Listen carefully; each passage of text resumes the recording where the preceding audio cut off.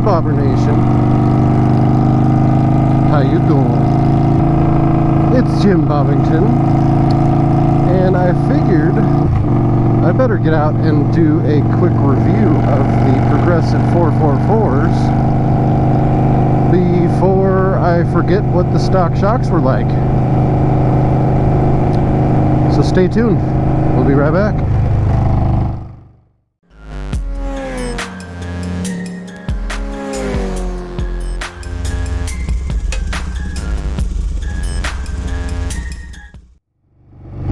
Welcome back. So the Progressive 444s have been great in my opinion. I believe it's been close to 700 miles that I've been riding with them already. I feel like I installed them around 4,800 miles, and I'm actually literally just past 5,500 miles on this ride right now.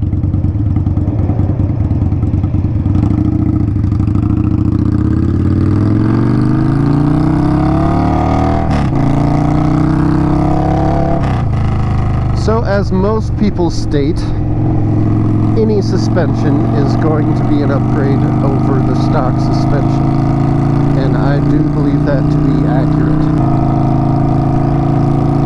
So regardless of what shocks you go for, if you're willing to spend the money they cost and you like them for what they are, more power to you, just get them.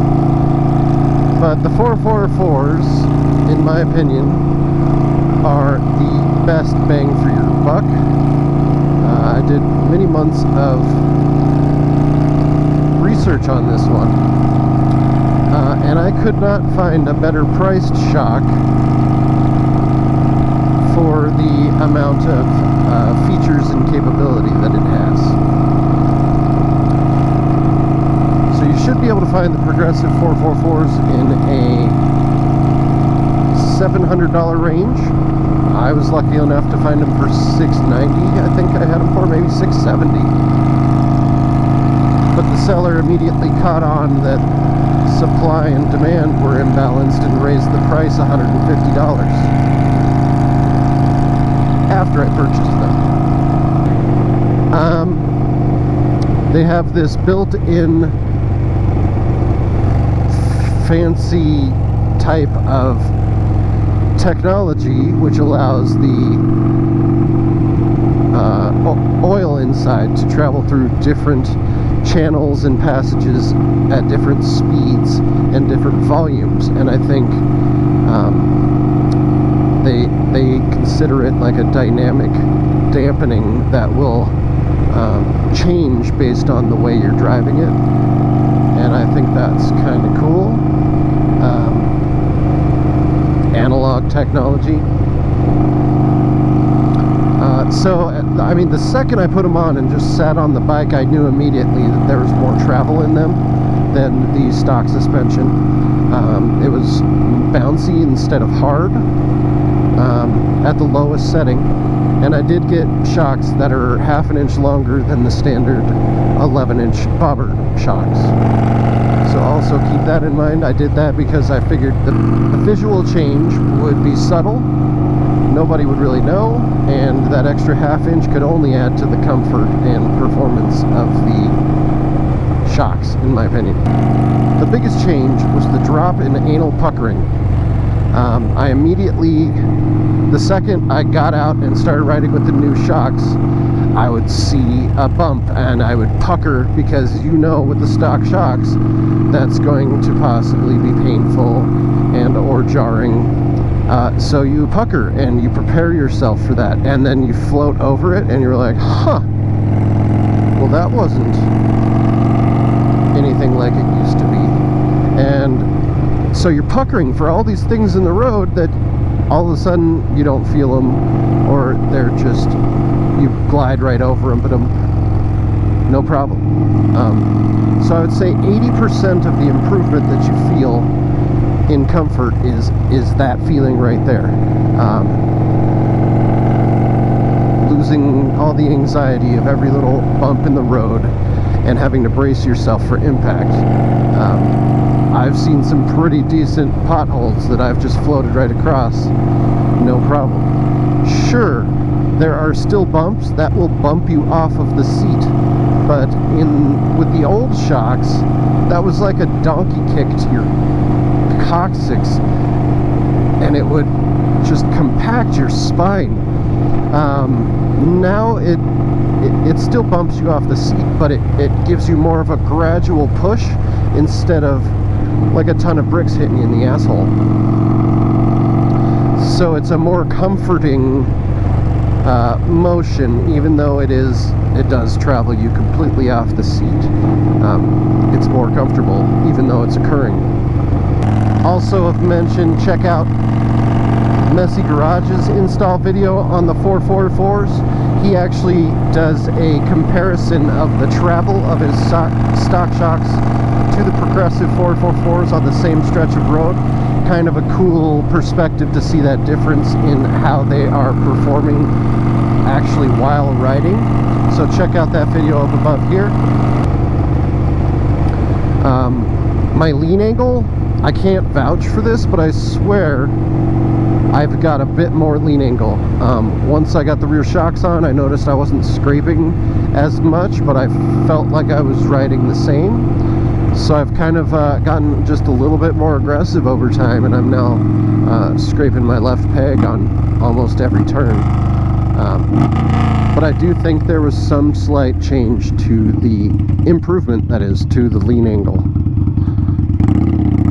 And that may be more attributed as well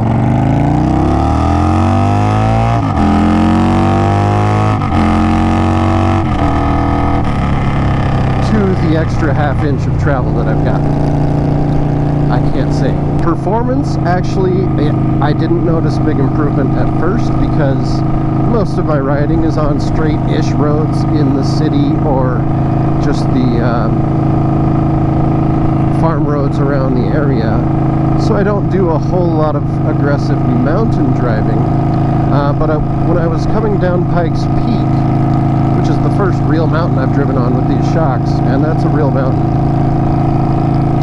I noticed myself feeling a lot more comfortable in the turns and taking each one smoother and faster and better. I really felt an improvement in the overall handling of the bike.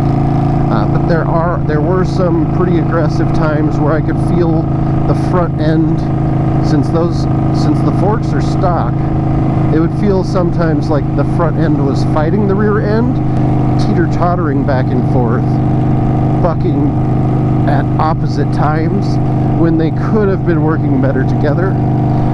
And so I think that's just thanks to having much improved rear shocks and still having the standard front shocks.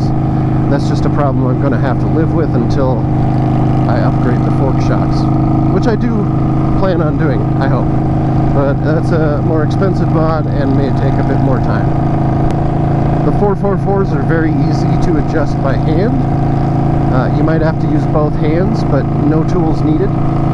Grab the spring with one hand, grab the knob with the other, and just twist them both. They are I do have the non-HD version, and they still seem ratioed toward a heavier rider. I'm about 190, and I'm barely running these at 2.5 full turns, I believe, of preload. I started with it with 0 preload and just rode it around and tested it until I dialed it in the way I liked. I had to stiffen it up a bit more because I noticed it was very bouncy on the freeway at high speeds on those concrete roadways where you keep hitting those gaps over and over and over again, or the seams between the slabs, and it would get pretty bouncy. So I did have to stiffen it up a little bit more just to reduce the bounciness on the freeway. But I'm pretty happy with where it's at right now with 2.5 full turns. There's notches in the knob at every 8th turn, so it's pretty easy to count your turns. But overall, yes, very happy with the progressive 444s. They look clean. They look like they should have come with the bike. They don't look out of place. They're in solid black. I do believe they offer some in chrome, but I just did not want a contrast cut where it was black and aluminum face at the same time.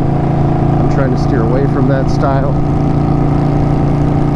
So the 444s have been great. Highly recommend them to anyone and everyone listening. Let me know in the comments if you have any additional questions about them. Install was easy. Check out my install video up above. All you need is a floor jack, really, and you've probably got all the rest of the tools on you.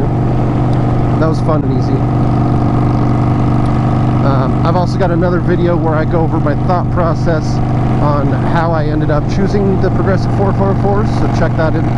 Give that video a look also if you are kind of in that process with yourself now, trying to understand what you want out of a rear shock. Another thing I need to mention is that the duration of time that I can ride on my motorcycle, it was increased by having these shocks. My previous best was about 3 hours of riding, maybe with a lunch in between, and I would be wanting to die on the way home. But I made a 4-hour trip recently with the new shocks and felt like I was in better shape at the end of it than I was previously with the stock shocks after a 3-hour ride. So definitely increases comfort and longevity of your body. Obviously with the 1920 seat and my drag bars and the way I've got my whole bike set up, it wasn't intended for long range driving anyway. But that's it for me today, guys. Appreciate you listening. Give me a like, give me a subscribe. As always, this is Jim Bobbington reminding you, don't be a skid mark. We'll see you next time.